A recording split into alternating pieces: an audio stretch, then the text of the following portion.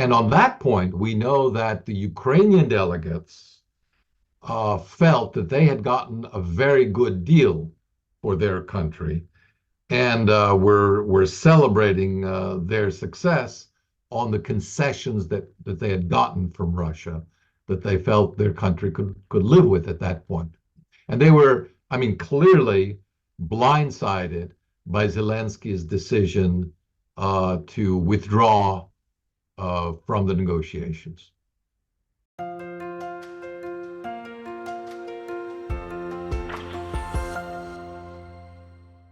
Hello, everybody. This is Pascal from Neutrality Studies, and today I'm again joined by Professor Nicolai Petro.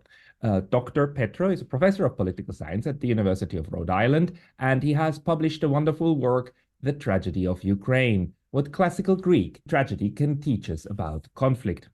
He recently published a short essay entitled 4 Myths That Are Preventing Peace in Ukraine. We want to discuss that one and later also the changes in the military situation, which apparently is leading to a change in the Western narrative about Russian capabilities. Nicolai, welcome back. Nice to be with you again.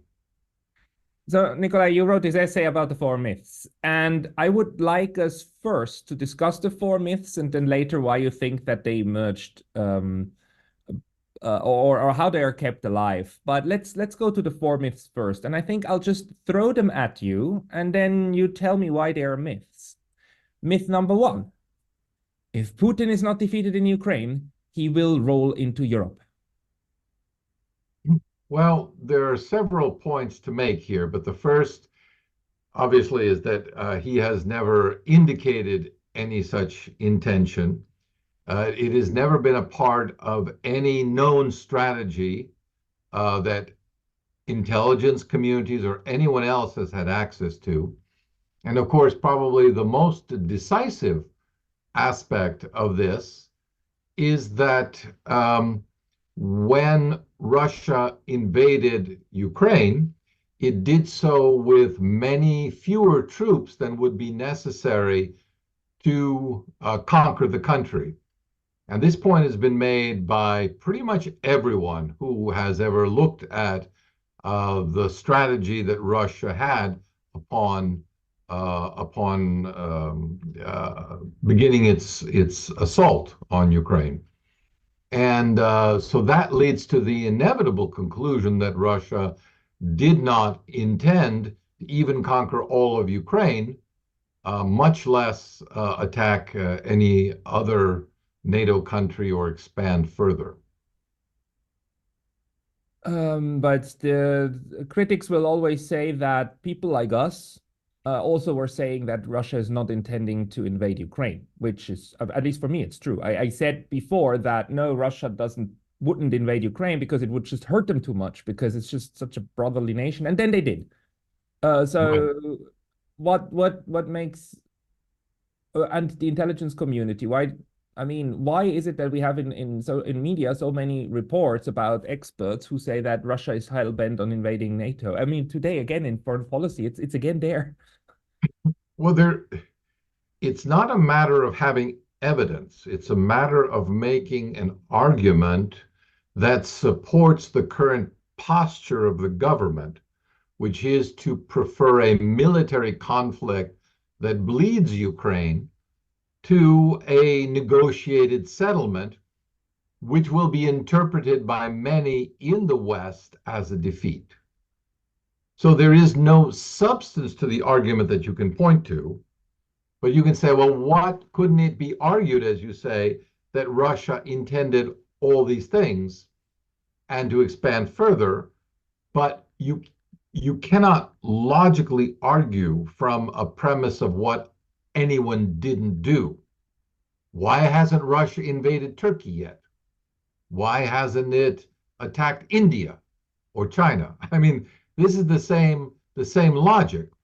Yes, Russia did attack Ukraine, but not as a first choice, but at least Putin would argue out of a sense of exasperation and at the inability to get the West not to expand further, to transform Ukraine into a bulwark of NATO expansion, and after the failure of the West to promote a negotiated settlement within Ukraine based on the Minsk Accords.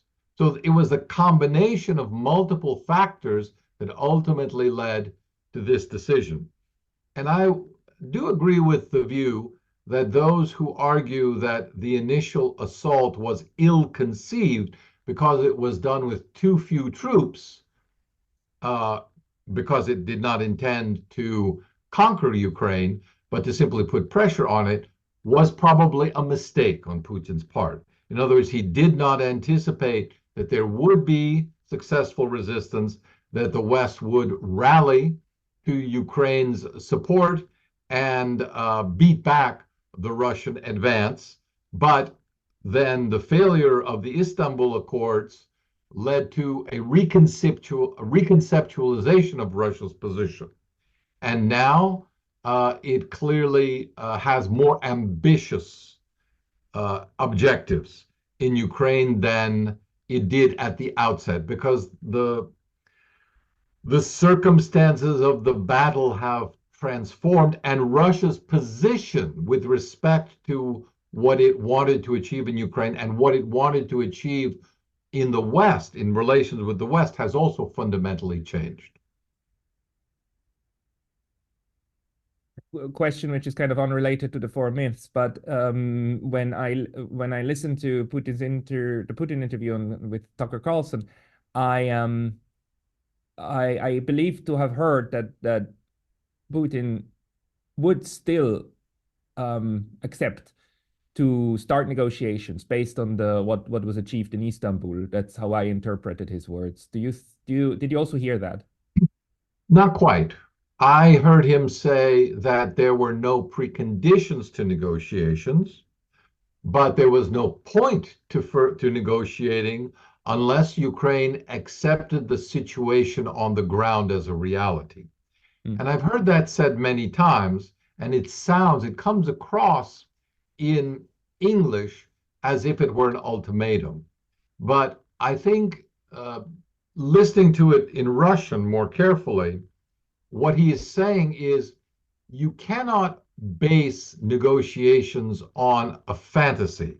You have to take into account the current balance of forces between Russia and Ukraine, and that this has led to a weakening of the position of Ukraine on the battlefield, and that this position is likely to continue to weaken for Ukraine. Therefore, if Ukraine is going to negotiate seriously, it cannot begin its negotiations with the assumption of, well, when will you withdraw, for example, because that simply does not correspond to the actual relationship of the forces on the ground in Ukraine. Thank you. Okay, let's go. Myth number 2. Russia's invasion of Ukraine was never about NATO. Right. So the point to make here, that I'm trying to make here, is that this has been stated a number of times, that it has nothing to do with a NATO expansion in the West, but everyone else in Russia and Ukraine, and even NATO Secretary General Jens Stoltenberg himself, has said it has everything to do with Ukraine. So that is simply false.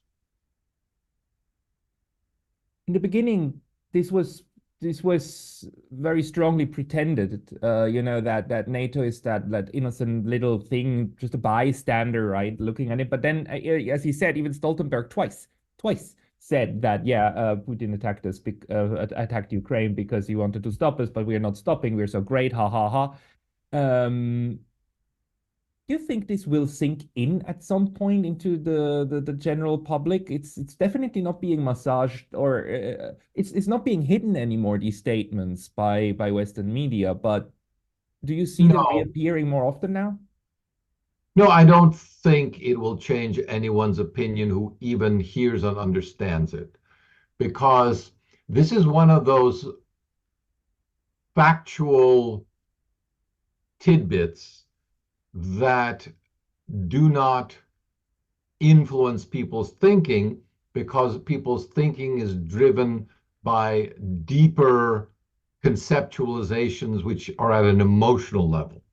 In other words, for the vast majority of people, and I would have to include myself as a recipient of a NATO grant, as someone who, having grown up in Europe, always looked to NATO as a defensive alliance and therefore fundamentally benign. And I was raised to understand that NATO could never launch an assault of any kind, despite what we later saw happen in Yugoslavia, or act out of area, in other words, out of the defensive perimeter of the NATO states themselves. That has all fallen away, but nevertheless, the sense that NATO, the sense remains at a purely deeply rooted cognitive emotional level, regardless of the facts, that NATO is a defensive alliance and therefore could not possibly harm anyone, intentionally or unintentionally. Well put. Myth number three, and it goes together with this one. That's the other deep-rooted belief. The war in Ukraine is a war of democracy versus autocracy. Yeah, so it is routine to refer to Ukraine as a democracy without paying much attention to any of the standard definitions of democracy, of what a democracy is. And that would include things like regular elections, competitive elections, freedom of the media, freedom of religious expression, freedom of assembly, none of which are today really well defended in Ukraine. I think the more sensible argument to make here is not that Ukraine is a democracy, but that Ukraine is a country under external threat and therefore must suspend reluctantly certain democratic rights. And in Ukraine, that is more often the argument made, is that we would like to, but reluctantly we cannot indulge in democratic procedures. The nationalist faction in Ukraine simply takes this argument and launches it much further and says, well, we are taking these restrictions because we anticipate that even after the war, we will be able to push them through to consolidate what is essentially a monolithic nationalistic regime in Ukraine, which is the antithesis of democracy. And the interesting thing to highlight in this discussion is that the nationalists currently in Ukraine and supporting the war effort make no bones and make no attempt to hide that this is their objective. Nevertheless, the common Western rhetoric, which is, again, not designed to reflect an accurate portrayal, not to give an accurate portrayal of what is happening, but merely to support the war effort, is to argue that regardless of evidence to the contrary, Ukraine is and must be described as a democracy. We have also seen that Ukraine, when it in the Kharkov offensive, when it regained quite a bit of territory that Russia had occupied for a couple of, like, I think 2 or 3 months in the beginning of the invasion, it immediately went to punish anyone who collaborated even in the sense of just continuing normal office services in city offices in Ukraine. Is this still going on? Like, are there still trials? Yes, well, there are about 7,000, I think, trials underway, indictments underway, and many more to come. Just as importantly, it is Ukrainian legislation, part of the law on the restitution of the territories temporarily occupied, which includes Crimea, is not only the fact that these citizens, Ukrainian citizens in these regions, will be considered treasonous by default for having stayed there. Subsequently, however, they may apply for the restitution of their full citizenship rights, provided they sign a declaration of forgiveness. They ask forgiveness of the Ukrainian state. If they fail to sign such a document, they may be subject to the full punishment of the law, including expulsion from the country. Expulsion, in any case, applies to roughly half the population of more than 2 million people in Crimea because they accepted Russian citizenship and are therefore, although they may still have Ukrainian citizenship, the very fact that they have accepted them for whatever reason of Russian citizenship means that they are due to be expelled. So we have the situation in which the Russians who invaded Crimea, invaded east of Ukraine, said anyone who's here can stay here and live here. And where Ukraine says, if we take it back, we will get rid of a lot of you treasonous bastards. Yes, and the logic here is not the logic of a democratic state or a liberal state. It is the logic of a nationalist state. Because when you cleanse the territory of unreliable elements, you can then import reliable people to take their place. Let's move to myth number 4. We already discussed it partially. Putin is not interested in negotiating. Right. And so there are two elements to this argument. One is that he has always indicated his willingness to negotiate without any preconditions except an acceptance of reality as determined by the military situation on the ground. The second clear indication is, of course, the Minsk negotiations and the subsequent Istanbul Accords, which Putin, as you mentioned, does often come back to, not to say, let's begin that process over again, but rather to suggest how close the two sides in fact were to reaching an agreement before the Western leaders, most prominently Boris Johnson, came up and convinced Zelenskyy to continue fighting by promising him unconditional support, which of course turned out to be a lie. Why do you think that Vladimir Putin has never actually made that paper public that he once waved at the African delegation, that like delegation of 3 African states that were visiting, and he comes back to it and says, we had it, we even had the provisional signatures of the top negotiators there, and even the Ukrainian top negotiators said we were at a very we came almost to a conclusion. I understand why Ukraine doesn't publish it. But why does Russia not publish this? Because if it were published, then it could only be used to one aim, which is to undermine the possibility of future negotiations based on anything that had been agreed to already. And that would be a process that would be accomplished by the opponents of peace in the media. And there are plenty of those.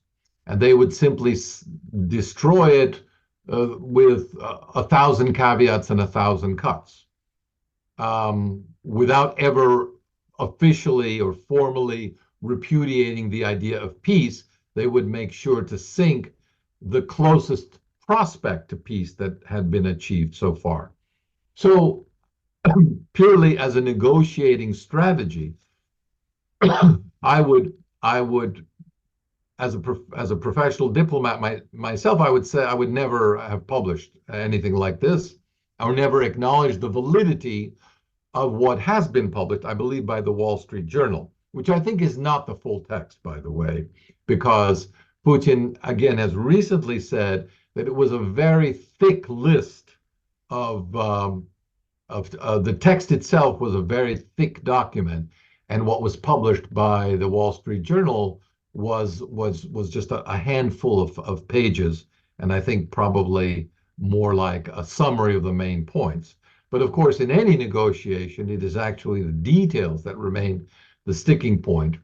And on that point, we know that the Ukrainian delegates felt that they had gotten a very good deal for their country, and we're celebrating their success on the concessions that they had gotten from Russia, that they felt their country could live with at that point. And they were, I mean, clearly blindsided by Zelensky's decision to withdraw from the negotiations. I really wonder how many years or decades it will take for this to become common knowledge in the West. It will only become common knowledge once it's uninteresting to everybody. But how damaging this was, how horrible, like after the first invasion, then like destroying the peace process. But the interesting thing to me with the Carson interview was also that I, for the first time, understood that Putin definitely is a man who thinks completely in processes. Completely, everything is a process. Everything is long. Everything is big. Not just Russian history, but also like policies. What do you think if these four myths were discarded and then actual negotiations started again? How do you think the process could be? What would be Vladimir Putin's and the Russian side's goals in the current situation? Well, Putin has stated his maximum objectives, which are neutrality for Ukraine, no military bases and no offensive weaponry of NATO in Ukraine, nothing but defensive weapons, probably a limited armed force capable of self-defense, but not of strategic offense against Russia. That, of course, would be specifically negotiated in terms of location and number of forces and things like that. The recognition of the territories that Ukraine has lost and that have been absorbed into Russia. And then, so those would be the minimal objectives. I think Russia has some additional objectives that they would like to have Ukraine accede to, which are specific guarantees within what remains of Ukraine. I'll call it rump Ukraine. This term has become fairly common now. In rump Ukraine, of the rights of minorities, and specifically the Russian minority. Although I think on that point they might be supported by other European countries like Romania and Hungary and Slovakia, and Bulgaria, which have prominent minorities in Ukraine. And so that would be a desirable commodity for Russia in the negotiations. And of course, Ukraine would try to resist all of these, but the trade-off essentially would be no NATO for instead more rapid EU accession for Ukraine. And that is something that several Russian state spokesmen have already said they are willing to agree to. In other words, they have no problem with EU membership for Ukraine.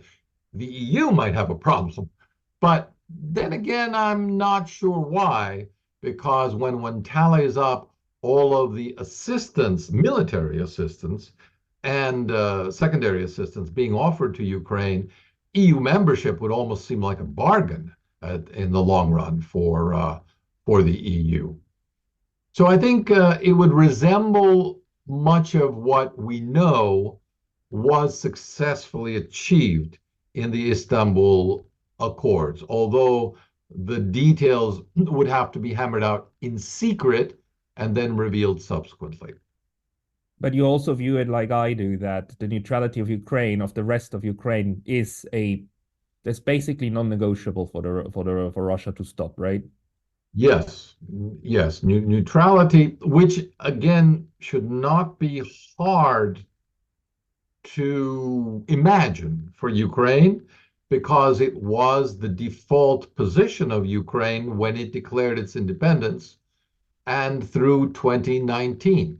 It was actually constitutionally stipulated. And when the negotiations in Istanbul were underway, that seemed to not be an issue for the Ukrainian delegation. What they rather were more concerned about was how to safeguard and militarily guarantee that neutrality should Russia try to violate it. And here's where I think we may be underestimating the significance of the multiple bilateral accords that Ukraine has been signing with various Western European countries, the security, long-term security accords, because those are, in essence, what Ukraine and Russia agreed to at Istanbul as a substitute security measure to EU membership. So it's just interesting to me to see that these bilateral agreements are in fact coming into play. And the more of them there are, then the more the current Ukrainian government can argue to its own nationalists that although we are not being welcomed into NATO, and that does appear to be the stance of the NATO leadership currently and of the United States, we nevertheless have achieved this secondary guarantee of mutual security. Do you think that the West is close to letting go of a fifth myth, which I believe is that you cannot accept territorial changes. Territorial changes, if they happen the first time since the Second World War, then it's the end of uh, the international order as we know it. Well, so you're specifically talking about non-negotiated Mm. territorial changes, because Yeah. we've obviously had many territorial changes both in Europe and in the world through a process of negotiation and referendums and then international, bilateral and then international ratification. Um, I think this issue, like a lot of uh, diplomatic issues, is really resolvable through terminology. In other words, once a type of territorial change that was initiated through violence becomes ratified through some sort of nonviolent procedure, then the whole process becomes seen as essentially concluding in a positive way.